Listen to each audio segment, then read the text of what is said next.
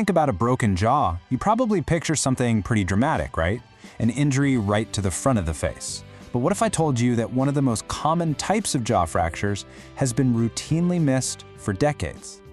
Well, today we're going to dive into a 2023 study that shines a whole new light on a tiny but absolutely crucial part of the jawbone, and what they've found could really change how facial trauma is diagnosed.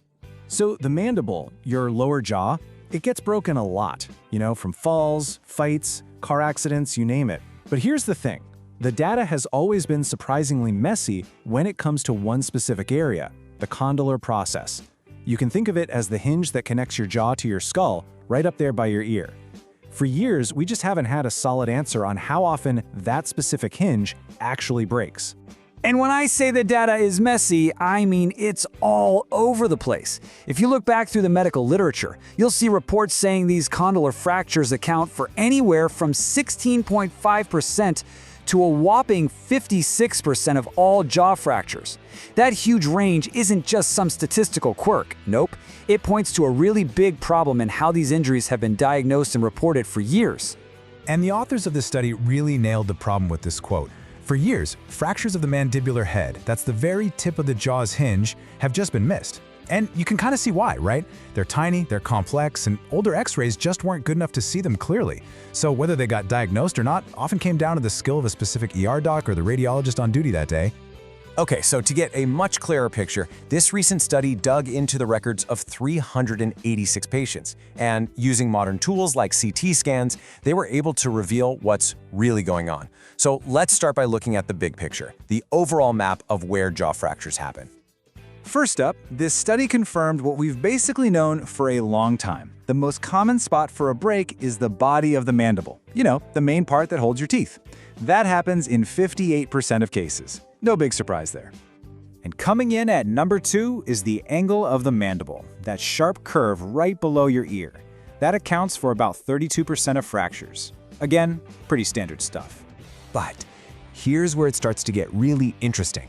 A full 45% of all patients with a broken jaw also had a fracture in that hinge area, the condylar process.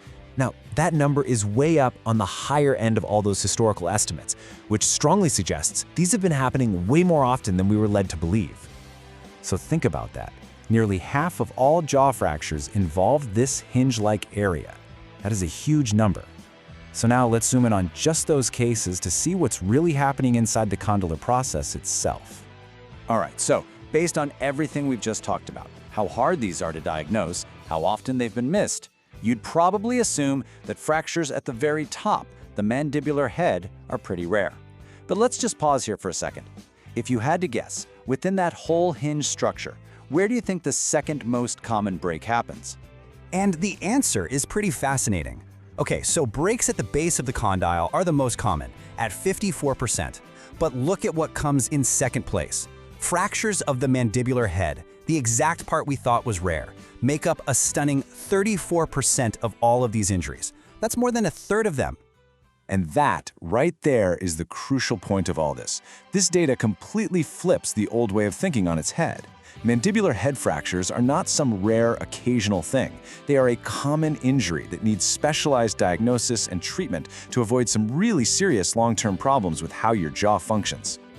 And we're not just talking about simple little cracks here. These head fractures are so complex that they're actually classified into 3 different types, with type C being the most common of those. Now, this level of detail is obviously vital for surgeons, but it also just highlights how easy these would be to miss without modern, high-resolution scans. But this new data does so much more than just count fractures. It actually finds patterns. The study uncovered these powerful statistical links between fracture locations, which gives doctors a kind of diagnostic roadmap for what to look for after an injury. So it turns out, these fracture patterns aren't random at all. The force from an impact, it doesn't just stop in one place. It travels through the jawbone and often causes a second, predictable injury somewhere else.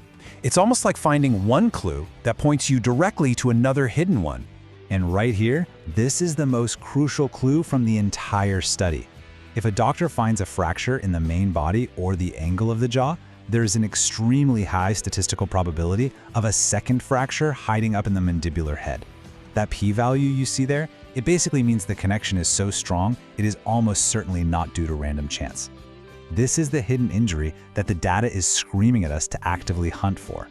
So what does this all mean in the real world, for actual patients? Well, this new data is about more than just numbers. It's really about setting a new standard of care, especially when we look at who is getting these injuries. And this discovery is truly critical. These mandibular head fractures happen more than twice as often in children as they do in adults. Just let that sink in for a second.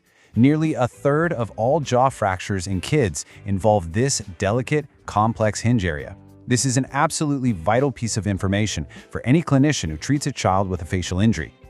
All right, so let's pull all this together.